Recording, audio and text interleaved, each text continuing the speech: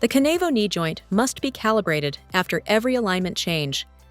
If it is not calibrated correctly, a swing phase may not be triggered, and functions such as supported sitting down or the wheelchair function may not operate properly.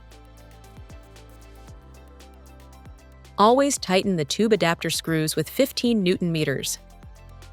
Then fully unload the prosthesis and tap Calibration in the connectgo.pro app.